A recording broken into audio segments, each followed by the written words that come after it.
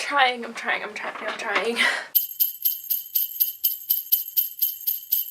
Hello ladies and men and my non-binary friends, and welcome back to my channel. Or if you're new here, welcome to my channel. Today we're going to be doing an anti-haul. Yeah, because I have some thoughts that I would like to share. Let's just jump right into it. I have my little notebook here that I'm going to be looking at. The first brand that I am not going to be buying from anytime soon is Kat Von D. I'm sorry, I meant Kat Von Measles. I am going to be talking about specific products that I will not be buying and the reasons why, but I'm going to be talking about Kat Von D as a person first. I don't like talking about her on my channel. In the past, I have used some of her products in videos, but I never mentioned it because I didn't want to direct any sales to her brand. The only reason that I'm talking about it now is basically because I'm going to be saying why I'm not buying these things and I'm not recommending them. In case you don't know, Kat Von D is a big dumb idiot. She was previously engaged to a neo-Nazi. Hello, editing me here. A couple other things that I forgot to mention about Kat Von D are, one, her husband has a tattoo of a swastika on his throat, which he claims is not political in any way, but I think you will be hard-pressed to find someone who does not associate the swastika with Nazism or anti-Semitism and rather associates it with the religions which used it as a symbol of divinity or spirituality or peace, which are a number of Indian religions that do that, or that did before it was stigmatized and associated with racism and anti-Semitism and all that after, Hitler happened. She also allegedly signed an autograph to her former employer, who was Jewish, and signed it "Burn in Hell, Jew Bag." And while this is technically an allegation, handwriting analysts took a look at it and concluded that there was a 99% chance that she did write that. So there's that, and I might pronounce this word wrong. I didn't take German, so I'm not sure, but she has a lipstick shade called Selection, but it's spelled... That is a taboo German word that is used to describe the process in which prisoners in concentration camps were chosen to be sent to death. And maybe she's just keeping up with her kind of edgy names for her products. Maybe she just thought it was a cool word. But given that she has both been accused of being anti-Semitic herself and has associated with known anti-Semites, it's pretty fair for this to be a cause for concern regarding her character and beliefs. It really makes you think about who she is as a person, because she preaches all sorts of "I'm so vegan and I love being vegan and blah blah blah and vaccines aren't vegan so my kid's gonna die of some shit that's been eradicated since before I was born, but because I'm an idiot who wants to rely on herd immunity," whatever. She tries to act like she's all high and mighty and like a mother of the year and blah blah blah, just a great person, and it's not really adding up, you know? Now that we have my personal feelings on Kat Von D out of the way, let's talk about her makeup. I do have a few of her lipsticks. They really were all that I wore lipstick-wise for a long time when I was younger, but that was before she decided to be an idiot publicly. The first product that I'm going to be talking about for Kat Von D is the Lolita eyeshadow palette. The reason I'm not going to be buying this is because I think that there was a better way to go about doing this palette. None of the colors in the palette look like the Lolita color. So I'm like, it's really annoying that this palette even exists, because they're really beating the Lolita thing to death. Like, I get it's your best-selling lipstick shade, it's so iconic, blah blah blah, but like, the horse is dead, you've milked it, you've beat it, it's decomposing. It's just a skeleton now. Can't seriously still think that people are going to snap up all this Lolita shit like it's this brand new concept. You missed the wave, sister. It's not that good of a palette. It's like $50 for 6 pans. I've used your eyeshadows. They're like, okay. They're not the best eyeshadows I've ever used. The horse is dead. Stop beating it. Stop naming your palettes and shit after really inappropriate things. When you had a good public perception as someone who wasn't just like this outspoken anti-vaxxer, maybe people were a little bit more okay with it. I know personally that like the name like Lolita, a couple of the other like shade names always made me a little bit uncomfortable because I was so young. Like underage red. What the fuck is that supposed to mean? Like that makes me so uncomfortable. Whatever. I'm done talking about Lolita now. I hate it. I think it sucks. I think the horse is crying out for the sweet release of death from this terrible, terrible woman. I'm just gonna be the one to say it. The liquid lipsticks aren't that good. Sure, they're pigmented and they stay, but have you ever tried to get that off with something that wasn't like an industrial strength paint remover? Because it doesn't work. Also, it doesn't even stay in place, for me at least. Outlaw, that used to be my preferred shade of red. It would feather, it would bleed, it would get all over my face. I couldn't even go into the bathroom and fix it. Like I would wear it to Hawks games and I would get a little bit on like outside of my mouth like after we would eat, and it wouldn't come off.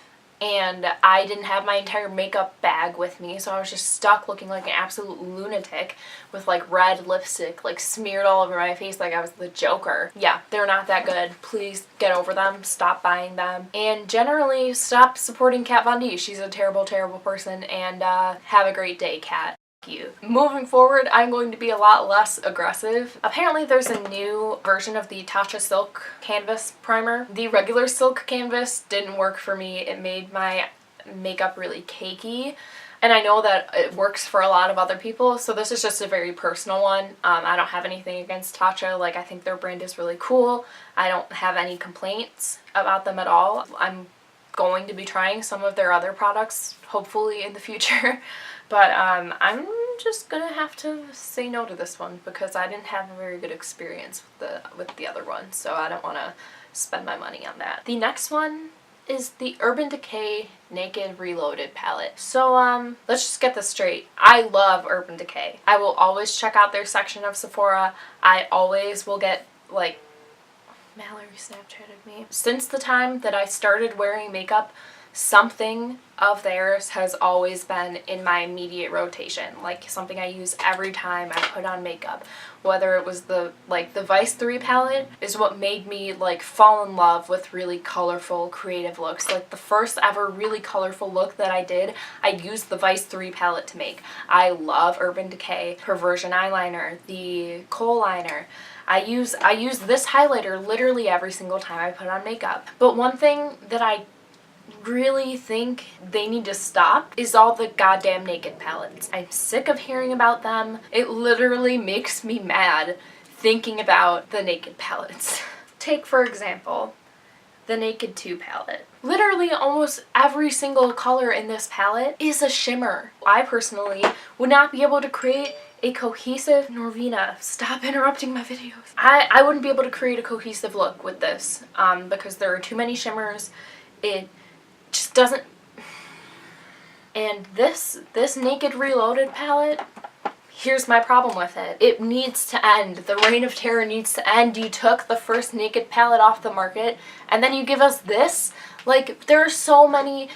Like, I know you can make really good, really cool, really colorful, really fun eyeshadow palettes, and I know that because I've seen the Vice palettes. They're beautiful. I have the Born to Run palette. That's beautiful. Why do you keep going back to the naked, like, theme? It doesn't make sense to me. Wendy, girl, come on. Even before I got into makeup, I would see girls who had these palettes, and I was like, what's so special about it? I still don't really get what's so special about it, especially because typically when you want like a neutral look, you don't want sparkles all over your eyes. I just don't understand where that came from. I will not be buying this because I refuse to take part in anything that has the word naked on it that is an eyeshadow palette. This is different because this is the best goddamn highlighter I've ever used. It's just not innovative. It's not what I know that Urban Decay can be. It's overdone and it needs to end. Only the Naked Heat and the Naked Cherry palettes were genuinely innovative. That's it. And even then, they went along with what was on trend at the time. And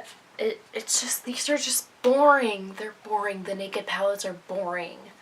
I want something more fun for my makeup, even from the neutral palettes, okay? The last thing that I'm going to talk about is that's a whole ass brand. I have no fundamental problems with this brand. I don't think that anyone involved with them has done anything incredibly problematic. They seem to stay out of drama. But I haven't bought anything from Benefit since I was like 14. I'm 20 now. And so that means that I've been actively buying makeup for 6 years. 6 years! I went on Sephora and added up that total of how much money I've spent there. And this is only on my card because I know that there have been a couple of times where I didn't have my physical card with me, and when I tried to type in my cell phone number or my email address, it didn't show up in their system even though I was registered and I had a card. I have spent well over $1,400 there in the last 6 years. Which is kind of a lot of money for someone who didn't start working until after she graduated high school. So I've spent a lot of money on makeup over the years, and that's just at Sephora. That doesn't include what I've spent at Ulta, what I've spent at Target, what I've spent at Macy's. The point is, at Sephora alone, I've spent a lot of money on makeup, and I've only bought a Benefit product once. I bought one of their eyebrow pencils like when I was 14 or 15.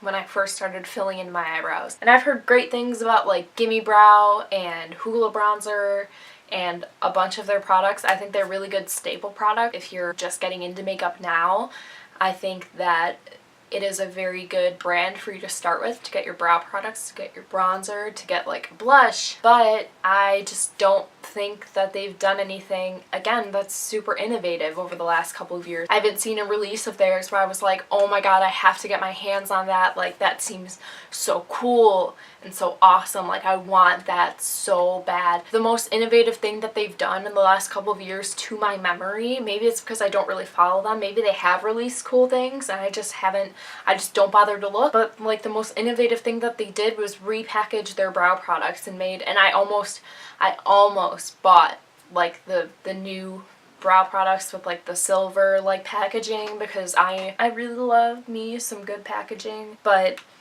at the end of the day, what's so special about your product? Like, what's so different? What's so innovative? It feels like they just kind of remain stagnant, and I could be wrong. Like, maybe there's just something that I haven't discovered yet. Maybe they're going to be doing some really cool things in 2019, but something tells me that they won't. So I personally am not going to be buying any of these products. I probably won't. I'm actually not going to definitively say that I won't, because maybe they will do something cool, whatever. But as of right now, I don't foresee myself buying any more Benefit products, just because they haven't really done anything to wow me. I want to see them do new things. I want to see them do awesome things, and I just haven't been seeing that. So that's all I've got to say about that. I hope you guys like this video. If you did like it, you can leave me a like and hit that subscribe button pretty please. I'm almost at 100 subscribers. I'm very excited about that. Leave what you would put in your anti-haul down below in the comments, and let me know if I'm wrong about any of these things, about any of these products that you may love. Like, if you really love Benefit, tell me about it in the comments. Like, rip into me, roast me, I don't care. I'll see you next time. Bye!